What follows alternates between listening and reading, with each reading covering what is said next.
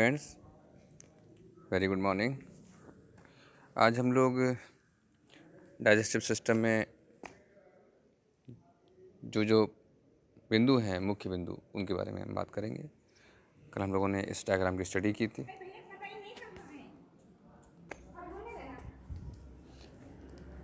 इसमें सबसे पहले हम बात करते हैं कि मानव में पोषण क्रिया किस प्रकार से होती है। तो देखिए, मानव एक होलोजोइक होता है, न्यूट्रिशन उसका होलोजोइक होता है। इट मीन्स कि सभी प्राणियों में एक जैसा ही भोजन करने का तरीका है। जंतुओं के समान सभी जंतुओं में लगभग ऐसा ही प्रोसेस पाया जाता है। पहला है भोजन का अंतर्ग्रहण, दूसरा है पाचन, तीसरा है अपशोषण, चौथा है स्वांगीकरण और पांचवा है बहिक्षेपण। सबसे पहले आप देख रहे हैं कि यहाँ जो भोजन का पाचन है वो मुख से प्रारंभ होता है और भोजन अपचित रूप से गुदा द्वारा बाहर निकल जाता है। तो सभी जंतुओं में भोज्य पदार्थों को ग्रहण करने की क्षमता पाई जाती है। यह भोज्य पदार्थ जीव के शरीर में पहुंचकर पाचन क्रिया के द्वारा जैव रासायनिक ऊर्जा में परिवर्तित हो जाते हैं। इस ऊर्जा का जीव के कोशिका द्रव्य यानी साइटोप्लाज्म में मिल जाना पोषण कहलाता है। अर्थात भोज्य पदार्थों का ऊर्जा के रूप में जीव के शरीर में पहुंचना पोषण कहलाता है। पोषण के निम्नलिखित चरण होते हैं। सबसे पहला जो चरण है वो है भोजन का अंतर्ग्रहण, यानी कि injection of food. It means food को अंदर लेना, इंजेक्ट कराना। शरीर के अंदर किस प्रकार से जाता है, तो इसमें सभी जंतु मुख के द्वारा भोज्य पदार्थों को शरीर के भीतर ग्रहण करते हैं।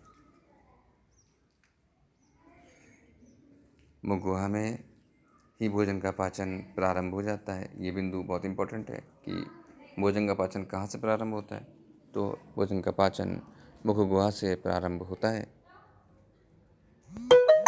मुख में उपस्थित लार ग्रंथियों से टाइलिन नामक एंजाइम स्रावित होता है, जो भोजन के स्टार्च को शुगर में परिवर्तित कर देता है, चेंज कर देता है।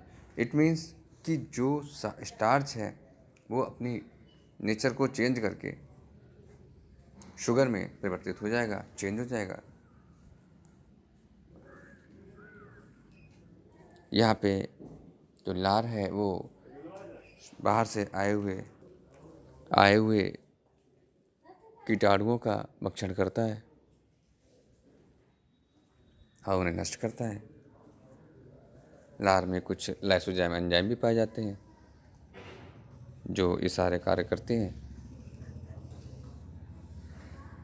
दूसरा है पाचन, यानी कि डाइजेशन। डाइजेशन मीन्स डाइजेस्ट करना। जो भी अणु सॉलिड रूप में अंदर गए हैं उन्हें अणु रूप में सिंपल कंपाउंड्स में तोड़कर फिर कोशिकाओं तक पहुंचाना। ये भोज्य पदार्थ लार में मिलकर लुगदी के रूप में सामान बन जाता है, जिसका आहार नाल की छोटी आंत में पूर्ण पाचन हो जाता है। ये एक दूसरा बिंदु आया कि भोजन का पूर्ण पाचन कहाँ होता है। तो भोजन का पूर्ण पाचन आहार नाल की छोटी आंत में होता है, स्मॉल इंटेस्टाइन में होता है। तीसरा बिंदु है अपशोषण। तो अपशोषण में जो पचा हुआ भोज्य पदार्थ है वो रसांकुरों के द्वारा अपशोषण कर लिया जाता है। रसांकुर मीन्स विलीज, जो कि स्मॉल इंटेस्टाइन की भीतरी सतह पर पाए जाते हैं। जो पचे हुए भोज्य पदार्थ का रासायनिक रूप में जो पाया हुआ भोज्य पदार्थ आया हुआ है या बना है, डाइजेस्ट किया हुआ है, उसको खींच के अपने साथ में ला लेते हैं और उसका अवशोषण कर ब्लड कैपिलरीज के माध्यम से शरीर की सभी कोशिकाओं में ले जाते हैं। नंबर 4 हमारा है स्वांगीकरण, एसिमिलेशन। एसिमिलेशन मीन्स एसिमिलेट होना, स्वांगीकरण होना, मीन्स कि पुराने प्रोटोप्लाज्म का नए प्रोटोप्लाज्म से मिलना स्वांगीकरण कहलाता है। यानी कि एब्जॉर्ब किए हुए भोज्य पदार्थ रुधिर के माध्यम से शरीर की सभी कोशिकाओं में पहुंचाया जाता है। कोशिकाओं में पहुंचने के बाद भोज्य पदार्थ का पुराने कोशिका द्रव्य यानी कि साइटोप्लाज्म में या प्रोटोप्लाज्म को कह सकते हैं से मिल जाना स्वांगीकरण कहलाता है, एसिमिलेशन कहलाता है। अगला बिंदु है बहिक्षेपण यानी इजेशन। देखिए, इंजेशन में और इजेशन में अंतर। इंजेशन मतलब अंदर गया, इजेशन मतलब बाहर, एग्जिट, इजेक्ट करना, बाहर निकालना। तो बहिक्षेपण, इसको हम लोग मल बहिक्षेपण भी कह सकते हैं। शरीर से निकला हुआ जो बाहरी पदार्थ है, जो अपचित भोज्य पदार्थ है, उसको। शेष बचा अपचित भोज्य पदार्थ बड़ी आंत के द्वारा मल के रूप में शरीर से बाहर निकाल दिया जाता है, जो कि शरीर में अगर रहने पर हानिकारक प्रभाव उत्पन्न करता है। इसके बाद बात करते हैं मानव का पाचन तंत्र यानी डाइजेस्टिव सिस्टम ऑफ ह्यूमन। सबसे पहले पाचन क्रिया तो मनुष्य द्वारा ग्रहण किए गए भोज्य पदार्थों का विभिन्न एंजाइमों की उपस्थिति में जैव रासायनिक ऑक्सीकरण होता है, जिसे हम लोग पाचन कहते हैं, डाइजेशन कहते हैं। भोजन रासायनिक रूप में पाया जाता है। भोजन के पाचन हेतु मनुष्य में 9 मीटर लंबी आहार नाल पाई जाती है, जो मुख गुहा से लेकर गुदा तक फैली रहती है। मनुष्य की आहार नाल के विभिन्न भाग होते हैं, जो कि निम्नलिखित हैं। नंबर 1, मुख गुहा यानी कि माउथ एंड बक्कल कैविटी। आहार नाल मुख से प्रारंभ होती है।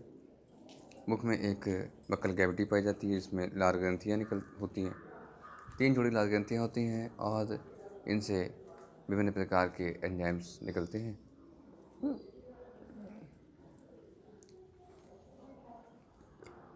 जो लार रस के रूप में जाने जाते हैं। लार में एक टैलिन नामक एंजाइम पाया जाता है, जो भोजन का पाचन करता है और उसकी प्रकृति को चेंज करके स्टार्च को शुगर में चेंज कर देता है। दूसरा है ग्रसनी। ग्रसनी में पाचन नहीं होता है। पाचन क्रिया ग्रसनी में नहीं होती है, फेरिंग्स में नहीं होती है। मुख गुहा के पीछे एक कीप के आकार की नली पाई जाती है, जिसे ग्रसनी कहते हैं। यह लगभग 12 सेंटीमीटर या 12.5 सेंटीमीटर लंबी होती है। उसके बाद है नंबर 3 ओइसोफेगस। ओइसोफेगस में ग्रसनी के पीछे लगभग 25 सेंटीमीटर लंबी ग्रास नली पाई जाती है, जिसे ओइसोफेगस कहते हैं।